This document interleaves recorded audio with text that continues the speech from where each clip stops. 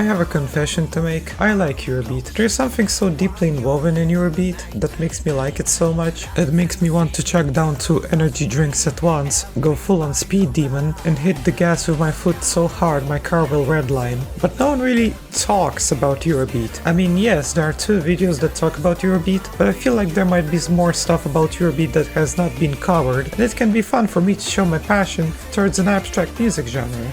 So, shall we? Medium left! Medium left! Medium left!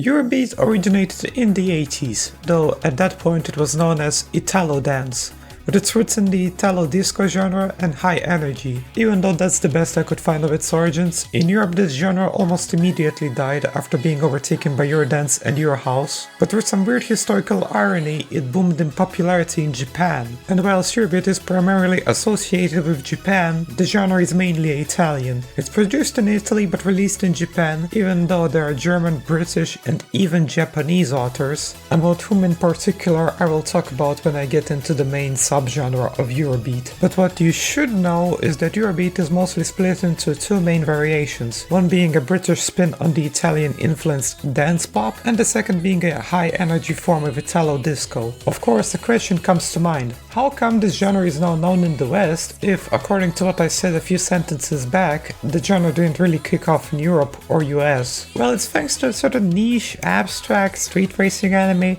that you surely haven't heard of.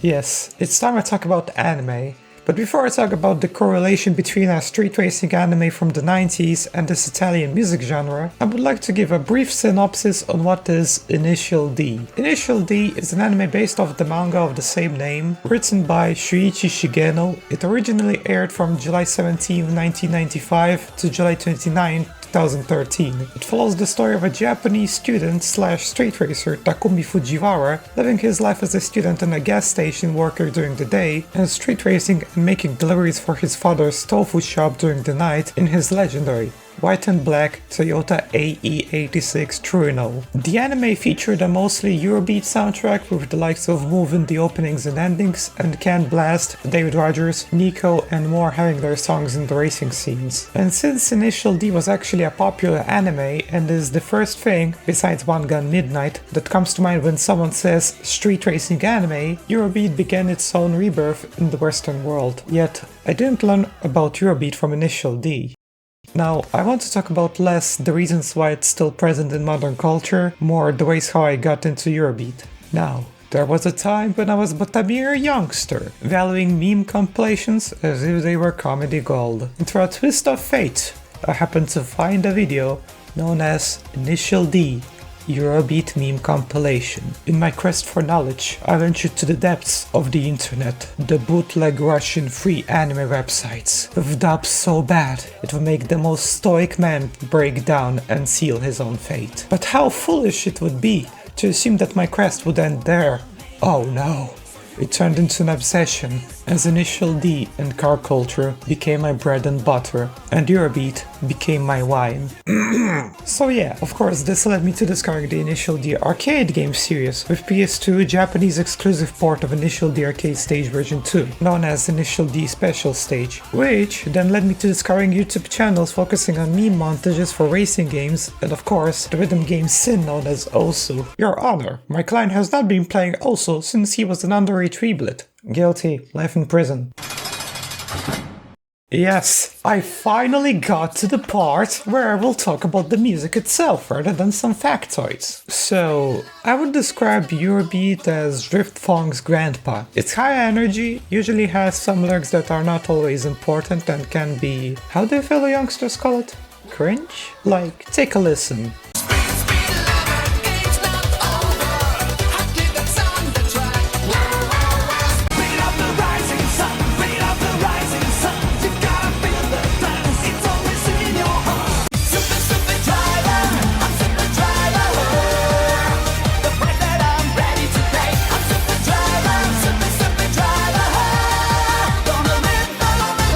Of course, there might be a group of people ripping out their hair waiting for me to explain my remarkable Japanese Eurobeat artists. Well, The thing is, Japanese Eurobeat is actually a subgenre of Eurobeat called J-Euro, which stands for Japanese Eurobeat, since in this case the instrumentals are Italian but the artists are Japanese and perform the song in Japanese. For example, Move is J-Euro, since they're Japanese and their songs have mostly Japanese lyrics, or the scar of Nico's Night of Fire by Hinoi Team. Now, usually Eurobeat in modern culture appears in three main variations. First are the old classics, running in the 90s, Gas Gas Gas, Night of Fire and Deja Vu. The latter being so overused in memes where a car has the slightest hint of oversteering that by this point will become the little version of the American Cycle.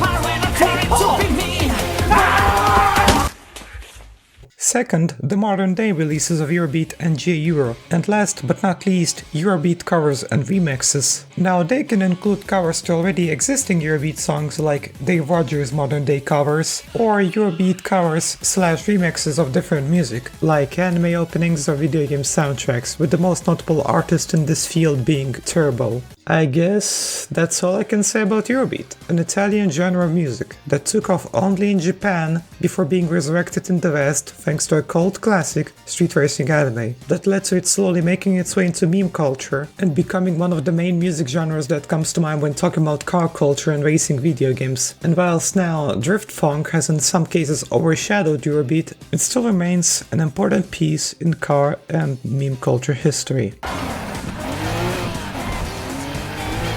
Deja vu.